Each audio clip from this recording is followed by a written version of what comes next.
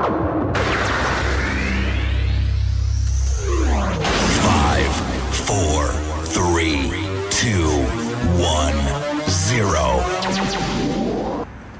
téléspectateurs du micro du pasteur Bobo, partout où vous êtes, nous vous disons bonjour ou bonsoir, ça dépend de l'heure à laquelle vous nous regardez. Ici, nous sommes à Bruxelles, mais je ne suis pas seul, je suis avec Claudine Culin, Claudine Mamola. Nous allons essayer de parler un peu avec elle. Comme vous le savez, elle habite l'Autriche, mais aujourd'hui elle est à Bruxelles. Mais comme avec elle, c'est beaucoup plus lingala que nous parlons, on va essayer de mélanger lingala français. Mbote Claudine. Mbote Pasteur Bobo, Mbote au Balandi émission micro Pasteur Bobo, et si nous surtout Bozali na possible Mbote Makasi, Zama Pambola Bino, donc ezali vraiment esengo lisusu. Denge penza tozali lisusu ngana yo donc nakati ya masolo. Nakati ya masolo nakati ya Belgique. Mais ça comment la yo na émission na Skype sur Skype. Vous allez Autriche na la Belgique mais lelo awa penza yo ozana kati ya Bruxelles penza nakati ya Bruxelles okolobanini. Ah mais papa Bruxelles penza mboka nanga. Ponga na uta kuna donc na uta rapina awa avant na ken Autriche na saki na Bruxelles donc denge na lobaki na passaki plus de 10 ans à Bruxelles. Donc on a l'endroit qui Bruxelles est 2010, donc c'est normal que bon il fallait nayape si kanauti na mon appé bandeko donc c'est normal que nazali awa et puis bon on a sepoli makasi pour ngana linga apenda Bruxelles mingi. Temeni linga na yo batu ba komi bazon ni mango raté. Donc est-ce que on a makila ta mukete tout le monde veut 100%. Est-ce que ba koko na yo ata tout le monde azala ki te penza mais bon expliquer on le va bien là non. Ah on a penza ka. Vous avez micro passer bon.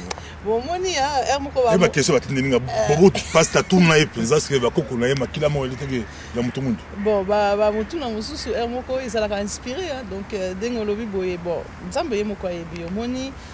Bon, c'est vrai, Dengue Naza Boye, papa Nangaza français, Mondele 100%, maman Nangaza autrichienne, Mondele 100%, donc Naza Kamakila va Mindele.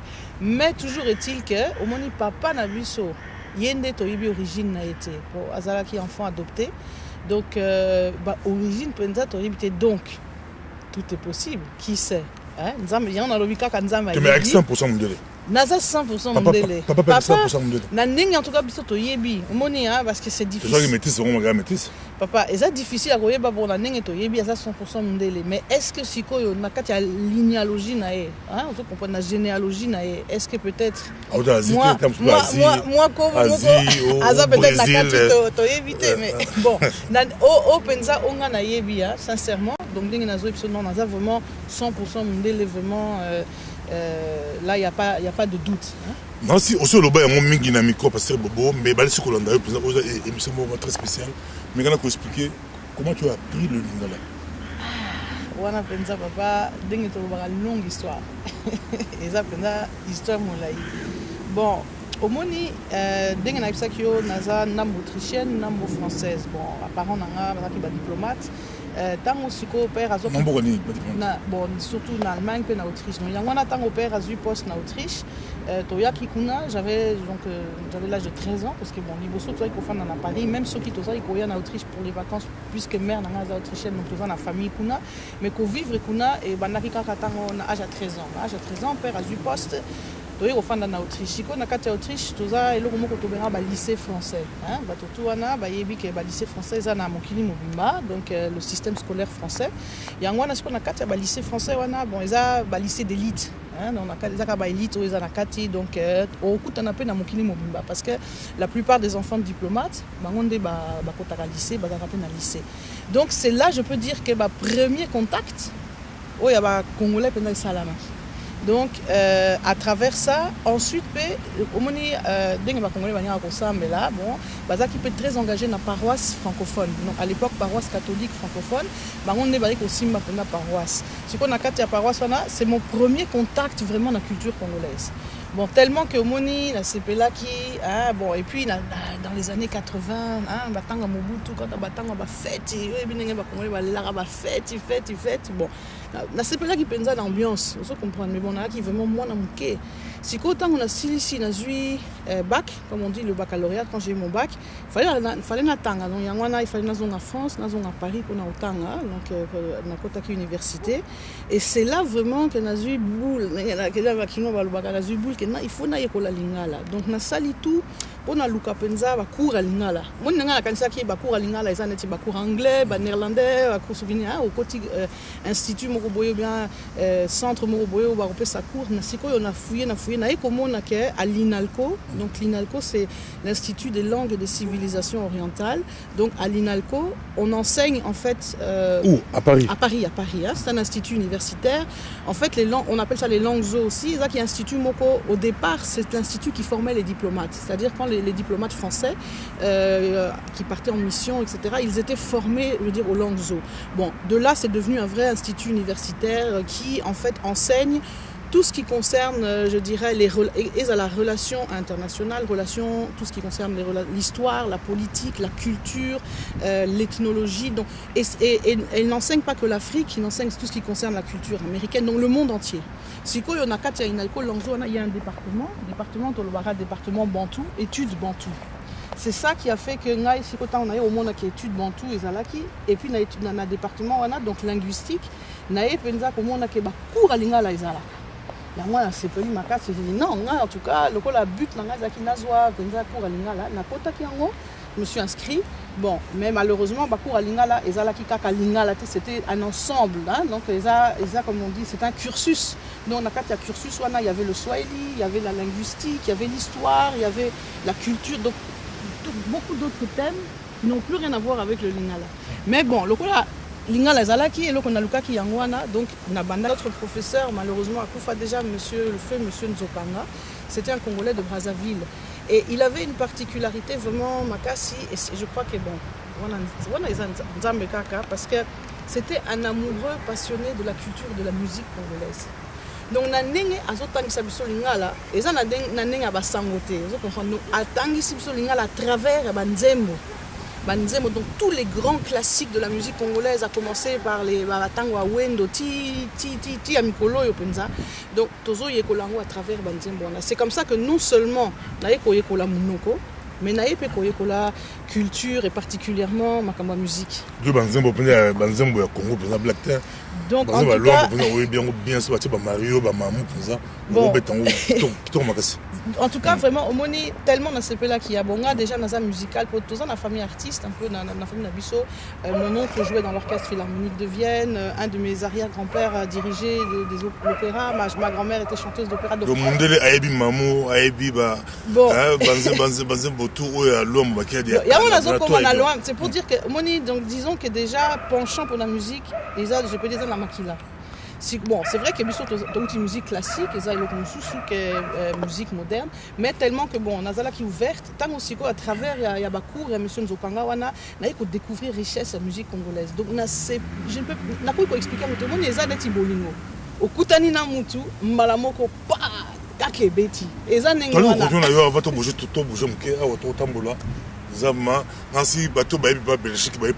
Mais avant tout on a une ça pour tout une question à bien juste pour répondre yobo na makamwa luambo moni tant on a découvrir musique c'est vrai que après genre eza ebele sikoyo il faut dire que ngai vraiment naye ko kangama penza na genre ya luambo makiadi donc parce que vraiment na sepela qui na ba texte naye défini par exemple. Bon, moni sokotali ba texte dengo sitaki mamu bon Mario wana yaki sima mais sokotali yati Kinshasa makambo donc au moni que neti ba banze momoko esali penza donc succès te mais sali penza scandale neti Hélène moni nzemona oazo finga penza mwasi hein bon au moni que azalaki na manière ya koloba makambo c'est-à-dire que pour ngai Franco c'était seulement chanteur c'était vraiment ce qu'on appelle un sociologue parce que azo décrire état il y a vie sociale na kin vous comprenez à l'époque c'est-à-dire que surtout l'époque la deuxième république on a ce côté ils ont la particularité Donc makasi il y a des particularités très spéciales, il y a comme toute époque azana ba particularité nango sikoyo, il a su vraiment, c'était celui qui a su le mieux décortiquer ça ko pesango na place publique, ko faire comprendre bateau, donc fonctionnement d'un régime et fonctionnaka, tu vois, avec tous les travers, parce que c'est vrai que Franco chantait toujours les travers de la société, mais c'est ça qui fait que ce côté il peut texte na même lingala na parce que au moins après et comment qui sujet d'étude nanga, donc mémoire nanga tout ça, il fallait maintenant sa thèse sur Loi Momakiadi, sur les textes donc de Loi Momakiadi, ce côté il peut lingala wana eza lingala ce côté du texte à Rochero na texte à docteur Nico par exemple, na texte à Franco au mona donc et que sénité et ça a marque ça a caché nango spécial au moins une façon donc manière penza ya koloba makam. Donc Yangwana c'est ça qui fait que bon na s'attacha qui penza kutu donc naye makasi et jusqu'à aujourd'hui donc si ce que tout dans la musique congolaise vraiment quelle est la personne vraiment on a lingaka donc na web soka ka izaka au tout puissant que jazz donc, Franco Loi par la Momakiadi. musique au parvenir quoi apprendre culture à Congo mboko ya Congo par la musique congolaise. C'est ça, à travers la musique on y voit qui porte d'entrée. Après, bien sûr, tu t'intéresses aussi aux autres choses. Donc, à partir de la musique, il faut apprendre culture, ethnie, les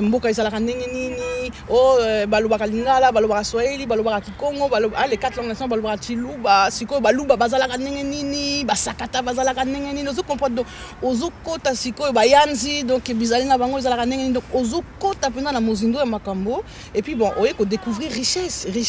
Penza donc ezala biloko akolia babilei ezala penza richesse moko donc culturelle donc Congo ezana richesse moko oui bien papa na kati otemeloko vraiment ezopesanga kanda mikolo yo donc on dirait que ba congolais belé ba bosana penza richesse na bango tozonga nango avant de bouger question na o poto changer place les amis quoi passer au bout mais ça otambola batu ba mission na style de notre bouge to tambola to changer ba endroit question yango oyo bato balandi na micro pasteur bobo bayokio ozo encourager ba parents ceux qui boza bayanzi bana la bino na poto bayeba kiyanzi so boza bambala bayeba kimbala boza baluba bayeba kiluba boza bambandi bayeba kimbandi boza baswahili boza ba tete la penza bana bayaka bapende mais pourquoi aujourd'hui connexion na au pousser ba parents en Europe bana pe poto atanga l'anglais kitoko allemand kitoko français kitoko ko sarate pour le gamin Claudine française mais yo ebisi bango ke ba parents na ndako beaucoup de sabana cours ya munoko mboka mais parce que papa ezalaka vraiment tellement nécessaire eza identité na yo eza racine est-ce que yo mona français moko boye akeso ko fanda na Chine soki wapi est-ce que abosa na munoko na jamais ba français nous surtout kotali na mokili mobimba barlo ba rappelle munoko na bango donc eza identité na moi na comprendre ndenge parents penza ndenge lobi oza muyanzi hein bon oboti bana ta même c'est vrai oye ofanda na poto bon ozo s'intégrer na culture na mboka ozo fanda c'est tout à fait normal ça c'est nécessaire mais moi na yo penza ata botami awa papa ata botami awa atikali kaka pe congolais donc azaka kaka muyanzi bon même so kazu nationalité na mukanda mais il faut que na makila na ye donc kiyanzi bunga teke mais maintenant moi ba kam you know tampanzi ndenge balwa na kiyanzi balwa tampanzi mili ndenge balwa na kiyanzi balwa tampanzi mili ndenge balwa na kiyanzi balwa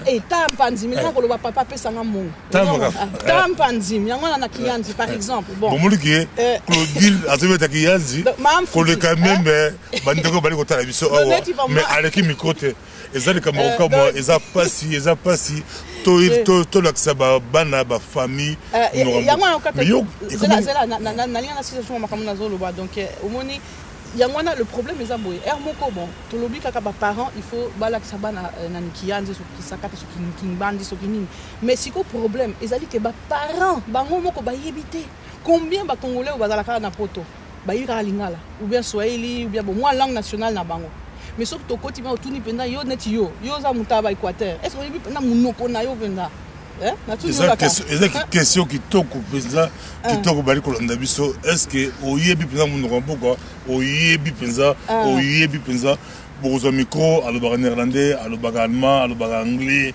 alobaka bamunoko mosusu mais kodi na tuni est-ce que oyebi penza munoko ya Congo question na bon répondre est-ce que micro yebi il y a sondage mais kasi yango na c'est pourquoi na lobi soko yebi penza identité na yo te omoni problème mingi eza ba parents ngana bana kutu baza ba victime eza bango ba bielo mokote mais ba parents on dirait na éviter ce qui soni nini parce que bon alongwe mboka aye poto bon je comprends na alingi d'abord malaliso dans ozo ya linko s'intégrer c'est normal hein et wana eza penza vraiment nzela ya kosala parce que soko ye ko fanda mboka mosusu il faut ba mboka wana tout ça mais okoyoka soni ya identité na yo pona nini okoyoka soni la culture na yo pona nini donc omoni parce que souvent mingi o ba congolais ba yaka awa moko comme je te dis net si soko za mutakine bon za soko za mutakine oza identité kinwa kaka ata soki ba parents na yo ba uti soki bandondo soki wa mais oza kinwa donc eza pe identité nango ozo comprendre mais même ata oza kinwa il faut ça là effort oyo ba racine na yo o s'intéresser penza na histoire ya famille na yo. Merci beaucoup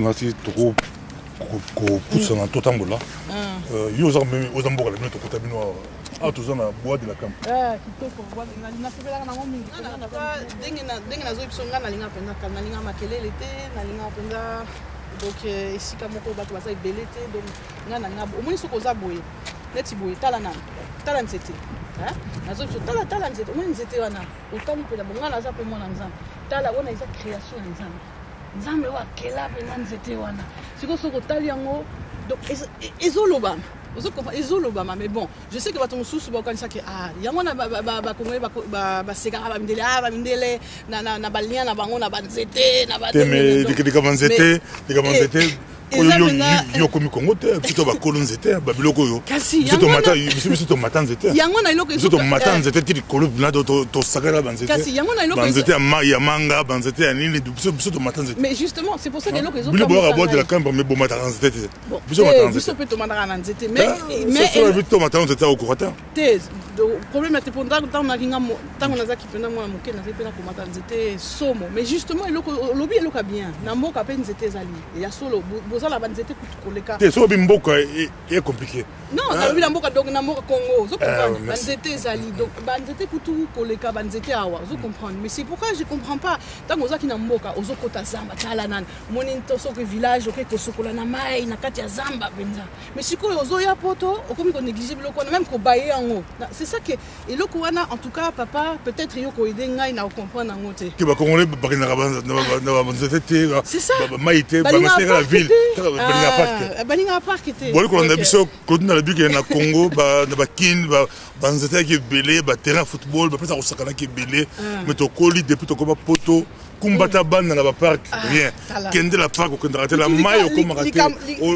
do kala na ba immeuble bandaku eza mo passé merci beaucoup nakati ya butu na moni mokonzi avandi na motole arc-en-ciel ezingi ye alobi ngai nte masiya ngai moto ya liboso nakozala mpe ya suka nkolo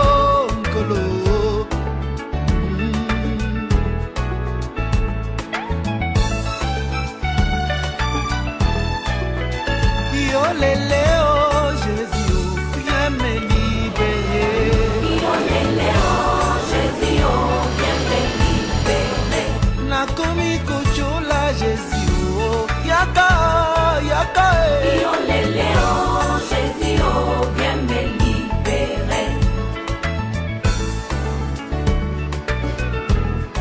yo tikaki kiti na lola itinga inabika Yesu yotikaki ponzambe otimaki kolanda nzoto mwana ya charpentier babengi yo Emmanuele papa sembola loboko yawe ozali wapi yo nde kombo yanga bika nzapa ya nolakanga yotikaki kiti na lola kwitinga inabika Yesu esika yozali panzelupa yembi na nzembo Sasa sentete pour les combos na yo osali wapi maki maito kema kitoko makasi na dokeza na ngobia kwa ndenge na la kwa mais bali kolanda Claudine avant aussi mana ko bilo ni ba kongoli yo linga pena ko bien en tout cas vraiment ngai na linga penza biloko nyonso tuna kaka onde baaffaire intérieure na linga yango te po franchement wana penza osimanga te mais biloko nyonso kango ezala kwanga ezala pondu ezala makayabu ezala fumbwa donc surtout kwanga nde nalelaka yango mabe donc eza nango penza kitoko makasi bande ko likama ko kama bomoni bino ngo toli ko somba konga na ba ba to ka konga pe pe ni la te bande ka konga ba yu kutu no kwa la te de valeur na to nga ba monter donc tala na donc mais omoni elo ko zolo ba faut bana eza ka mo malade omoni wana ni kanisa bien parce que omoni oza valeur donc nous surtout na yu ko na biso mais biso biso ba congolais na comprendre raté to ri ko zo penza et idée wana te que non biso moko to sala je na to pression na zo tete yo la française na to pression mukandate ko lo batte yo ko la biso ba mbo la bino donc mukanda na ko zo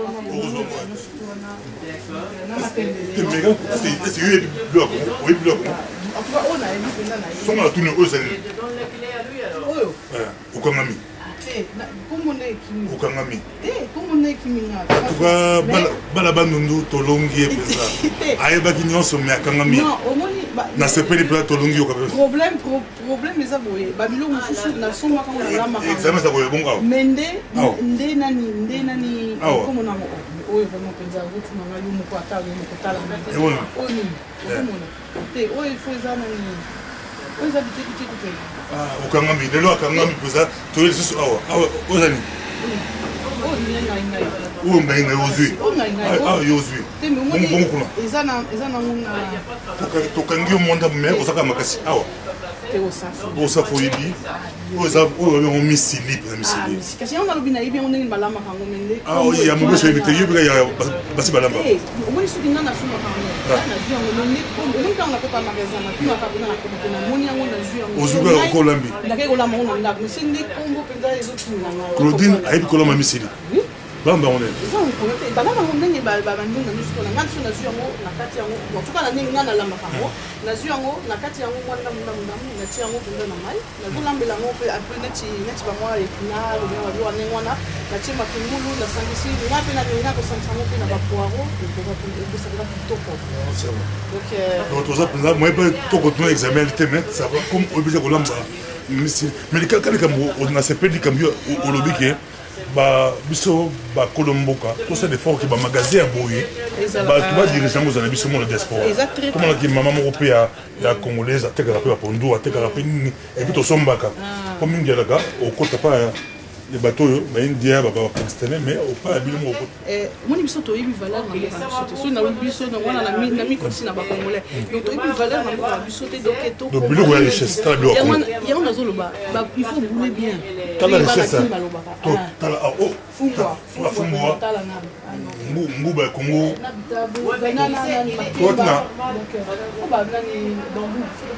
bino bambu koko koko mpena koko nabanaki ozomona eza mpe na babiloko ebele soki tocomprendre mpenza ozomona ke toza na barichesse mais toyebi te ndenge tokofaire fructifier yango merci beaucoup oyo eza richesse ya congo mais yango oyo bato mosusu bali kotekela biso na bafe tolaka kwanga mais bato basalaka yango bato mosusu eutala mboka mosusu surtout kwanga oyebi nga nakendaki mboka congo braza nazalaki mpena kosala kwanga osala kwanga na braza ngai nazosala kwanga nazalaki mpe koteka yango na zando nde ozomona nga boyeoteki na zando d'abord nazosala yango nga moko donc kwanga oyo nga moko nazoproduire ti na embale yango na bafeuille tututu wana après naye koteka yango na zando okendaki comme touriste nakendaki neti touriste bon nakendaki epa donc bato na ngai donc omeki mpe nameki na ye omona balakisaki ngai mpena ndenge bazosala kwanga merci beaucoup yango wana mpenza ngai na kwanga longue histoire tala nani mais kwanga oyo yo oliango na makayabu en tout cas ngai naliaka yango mingi na makayabu mais bon na banyonso tu wana mais surtout ngai sikoyo na inventaki mwa recette ntema nasepela na kwanga nazwi kwanga neti pomme de terre c'est-à-dire ke ngai lo naosala nazwi kwanga nazokata yango kaka mike boye yo liaka kwanga pamba te po bana poto baliaka kwanga pamba yoka ngai recette na ngai sikoyo nazwi poil natie mwa mafuta na kati mwa matungulu mike natie yango na kati na faire comme dit faire revenir après nazwi kwanga wana nazokata yango mike natie yango mpe na poil egrillé et puis nazobakisa sikoyo nani lardon nazwi mpe eza kitoko mais kaka ozwi lardon ya biloko mindele oliango na kwanga naye naye kosangisa omoni ndenge naza mondele boye naye kosangisa biloko ya culture na nga na biloko ya culture na bino.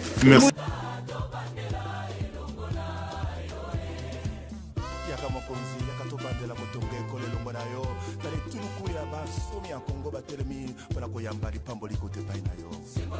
Haleluya.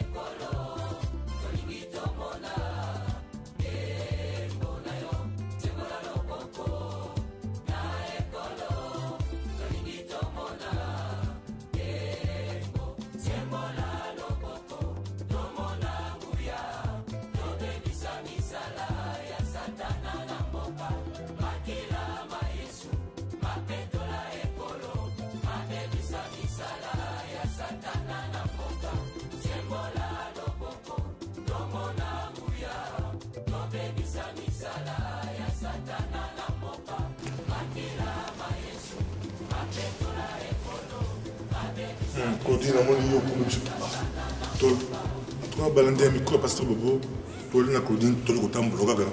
Tu as un micro à Pasteur Bobo, tu as un micro. Tu as un basilic, tu as un micro, tu as un basilic. Donc, Claudine, tu as un basilic, tu as un Michel, tu as un ce qui. Tu es au moins une qui pense à tout le basilic. Maison mère. Maison mère. Non, on a lié vraiment na basilique parce que au moins bon, tu au Banaza à Bruxelles. Bon, Bruxelles les appelle ville moko très importante, les appelle ville nangai. To banda qui na parc, tu na qui ngai oh non, et si kan nini o ngana linaka, et on a pris au parc, to banda qui na parc, bon, le taille moi tout na matonge, mais y a na linga penda na même mayo awa parce que awa pesa cœur moko aussi la histoire à Bruxelles, basilique et joue un rôle très monnaie et puis ça a l'importance de la culture belge, enfin culture bruxelloise. Donc il y a moi dans la ligne qui pense na mayo awa parce que pour l'accès importance na ngo bon sur là on a la chance de découvrir exposition sur des batonga quand on va basilique, mais c'est important. Il y a moi dans la carte à l'histoire des nani koloba et koye ba penza culture. Il y a un mot appelé Ozali et ça peut être très nécessaire. Tout le monde tout le monde a 1930 déjà. Voilà. Tout le monde a 31, même 1946, 1966 même, 1966. Donc, ils ont vraiment une histoire importante. Et puis la basilique, il faut qu'ils aient une place importante dans la vie culturelle aussi bruxelloise, dans la vie même aussi de ce pays. C'est un endroit où il y a aussi beaucoup d'événements. Et puis bon, on retourne en AP justement, parce que bon, tu vas peut-être me dire, mais quel est le rapport parce que aussi les Congolais aussi, ça la rappelle la manifestation dans Bango, Awa, na Esika Oyo. Donc c'est aussi un endroit, je veux dire, qui ne concerne pas simplement que les Belges, mais aussi concernés par les Congolais. Tout le monde qui te dit que les Congolais à Congo, balela bango ta bakufaki balela bango la basilique. Yango wana. Ba te bele pinza to rotanga ba kombo mais basé bele. Ils ba cardinal Tchao, je crois, Zaki Awa, et tout, Zaki Awa, Zabak Bakouzibele. Donc au moins, il y a Awa, dignitaire en Bourg Congo. Voilà, ça fait partie, comme je dis. Avant Coraison à Congo, il est vraiment la basilique. Et faire partie, comme on dit, du patrimoine culturel. Bien sûr que, bon, peut-être comme Dengoloba qui a comment tous s'est retrouvé pas dans la maison mère. Mais bon, maison mère, ça fait partie comme on dit, du patrimoine culturel. Donc, les catholiques, ils ennemi na bisoté. Donc, tous Kabaneko, bon, et là, parfois, les autres différencier sur les années de doctrine. Mais, donc, il y a moins dans qui, Batobamo na basilique. Toi, contre catholique, tu es dans la batongi, tout le monde. Batongi, peut le loter, batongi, penza. C'est ça. Mais, on est patrimoine culturel. Na poche. Mais ndikoloso batonga yango batongo le tala très très kitoko ça l'endroit vraiment très agréable. Bien que tu gardes moi vite. Tout ça rappelle on est mon batik la même chose. Et ma campagne en train disons tu es plutôt té ma balance. Pourquoi pas? Vous allez tu vite. Je vois à l'époque ça va plein. Si. En tout cas, au moment où ils ont construit la cathédrale, ça a été vraiment un moment très fort où il y a eu beaucoup, comme on dit, ça a été le succès Makassi. Donc bon, c'est normal. Donc respect le catholique. Donc moi en tout cas, beaucoup de respect. Moi je n'ai respect. Ils ont construit, ils ont fait beaucoup de choses. Ils ont fait beaucoup de choses dans l'humanité. Voilà. Donc tout la côté de c'est pourquoi la ligne na loba ceux qui na memio awa na memio na cadre ya église catholique mais na memio na cadre ya patrimoine culturel parce que basilique et ça malgré que d'accord ça appartient à la mais et le mot ici ko yomoni et comme ici ko patrimoine donc awa et ça dit vraiment comment il y a patrimoine ça va totalement la dose donc ma soeur la sur de l'équipe merci beaucoup monsieur Doki.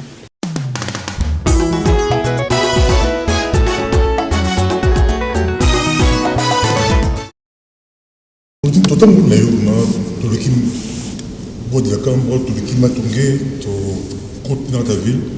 Et puis, comme dit Bissot, on a basilique. Mais on a beaucoup on a livre, il y a chaque fita. On a tout comme nous, on a tombé, quand on a dit au Mati, chez Hermel Kaba, tout ça, il y a des publicité. Pour on s'en va, livre, il y a chaque fita. Comme on l'a comme amenité, mais il y a par exemple, il est comme le gars qui me expliquer pourquoi je suis à livre à chaque fois. Bon, moi, il y a un papa d'Engoloti Oloba, là où je suis donc livre papa Cheikh Fita, RD Congo, la démocratie assassinée. Il y a un livre, bon, on a parce que la CPLA qui n'a pas passé. Et effectivement, je trouve que c'est très important, nécessaire, penza ya retanga. Au moins, une des problématiques au penza congolais, donc, il faut nous niveau masolo, mais so ils voient livre tanga ou bien article moko tanga. Donc, il y a un donc là vraiment, si je peux encourager peu bateau penza il y a tanga livre oyo, mais attends même livre même livre mususu. Donc, d'une manière générale, tanga est nécessaire. Bon, maintenant, on a CPLI dans livre parce que papa Cheikh Fita, bon, Azam tout instant intellectuel, c'est quelqu'un qui est polyvalent, qui a fait beaucoup de choses sur le plan culturel. Outil au dernier spectacle, il s'anga vraiment aux akipena qui toque makasi. Et donc justement, makamozo koma, ils ont un la sens, ils ont un bien, ils ont expliqué l'histoire du pays, ils ont expliqué makamo belé. Et c'est une des choses vraiment on a constaté qui me fait mal, c'est que le Congo a beaucoup d'intellectuels. Quand j'ai commencé les études dans les années 90, même dans les années 80, on voyait que les Congolais qui mille kotanga. Toi-même, tu sais bien, sous l'ère de Mobutu, combien sont venus en Europe pour étudier. Et ce sont des gens même ça va doctorat, donc comme musica. Mais et là on comprend. Mais si livre, pensa bien. Mais et là ceux qui total les lots, là on comprend, on dirait si limoué. Ça sautait sur l'espace, donc on dirait Tikali pendant l'espace public vide. Et c'est ça qui est au Salanga pendant passé. Parce que quand on voit l'espace public congolais aujourd'hui, dans la même qui occupe l'espace public. Mais tant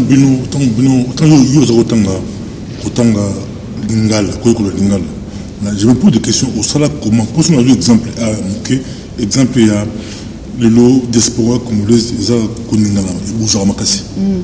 mais à chaque fois tout le monde par exemple Ndele, pour ça, comprendre ce qui se passe. Pour comprendre ma Congo bien, son livre à chaque fita, on comprend ma Congo. Par exemple, pour nous expliquer, on comprend, mais son livre à chaque fita, Ndele Bele va somba, on va comprendre. Mais il y a autant qu'on apprend de par livre. Mais qu'est-ce que comment livre il y a un loi donc il faut expliquer que lingala na banaki yango dans cours monsieur Nzokanga avait proposé ce cours à travers la musique congolaise. Bon, quand tu commences à apprendre une culture, une langue, et puis ça penza au savoir recherche. Donc à partir penza il y a musique congolaise et tininga penza naïba penza culture, j'allais dire congolaise d'une manière générale. Donc j'ai commencé à m'intéresser aux écrivains, j'ai commencé à m'intéresser à la littérature, j'ai écouté un livre, il y a papa Mundimbe, il y a papa Yoka, donc un livre donc tout ça. Oui bien et le quoi ça n'a pas sidé dans lobby Congo et ça la richesse moko je crois que ba congolais bango moko ba ibi valeur na bangote, ba ibi richesse na poka na bangote. Nous avons des très grands écrivains au Congo, des très grands écrivains, comme nous avons des très grands historiens. Mon ami Anissé Mobé, un excellent analyste, un grand historien. Tu vois, donc nous avons des gens qui ont des capacités, pas la capacité moko vraiment minime. Et ce que je ne comprends pas aujourd'hui, actuellement, où vraiment tous on a besoin de bango, tous on a poste na bango bazate. Comme je dis, tiki espace public vide. Et c'est ça qui me fait de la peine, parce que je me dis, mais tout wana, bakenda ou rapi. Mais pour ce bon secret dans mon mundo, comment yango na mukanda. Yo fandi au milieu congolais, au fan de congolais. C'est vrai que Congolais dans la minute. Kasi au moins c'est ça qui est dans Zoloba.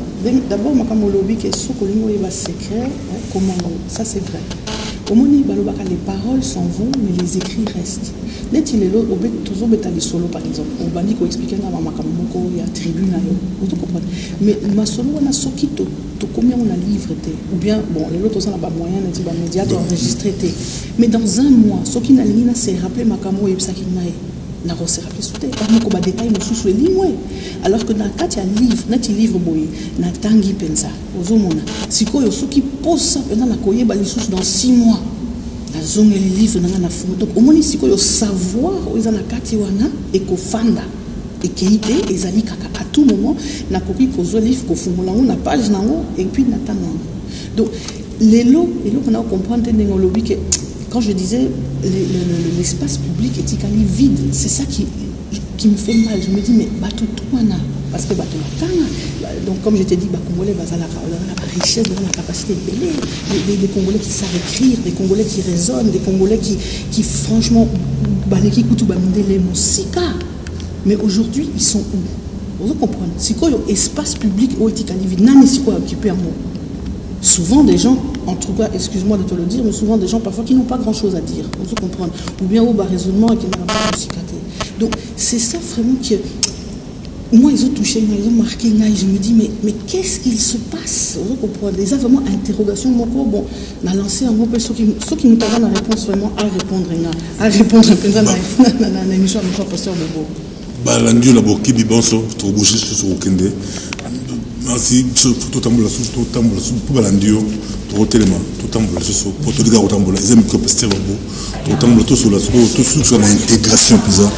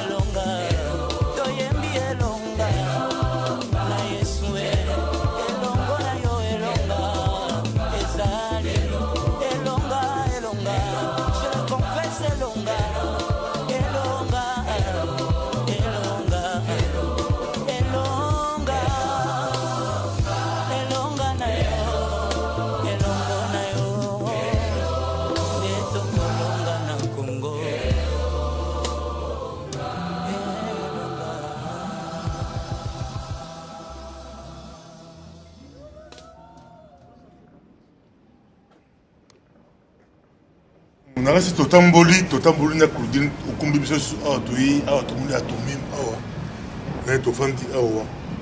Pourquoi atomium?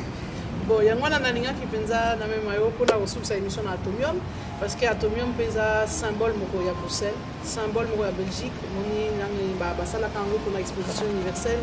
Donc ils ont représenté le monde de la science, donc ils ont vraiment symbole moko makasi. Donc c'est à dire que batotu ba yebi Bruxelles, ba yebi kaka neti na Paris, ba yebi Tour Eiffel, na Bruxelles les atomium. Yango nalinga na sukisa penza émission na sika wana. Exposition au lobby il rappellera ba Congolais basouvenir mabe batiaka bato mundu bazwaka kotala bango neti baotala moto mundu vraiment moi pas neti amusé ndele baotala bato mundu. Bien sûr que bon makambo mpe mabe elekaka na exposition wana c'est vrai na ndenge mpe bon toyebi na kati ya colonisation makambo osi esalamaki donc vraiment ce sont des choses à dénoncer, ça c'est vrai, mais bon ndenge nalobi yango eza kaka symbole ya Belgique, ndenge Tour Eiffel ezalaka symbole ya Paris, bon atomium eza symbole mpenza ya Bruxelles. Nous on touche.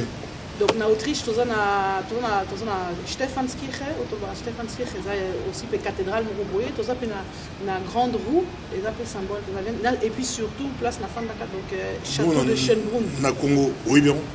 Bon, na Congo, Penza, symbole peut là. Je pense qu'il y avait la statue.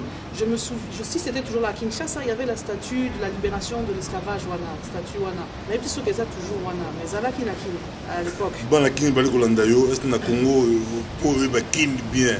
Est-ce que le monde a pas ça me compter avec la Kin de Soko, mais bali kolanda biso to yasko awa na de intégration.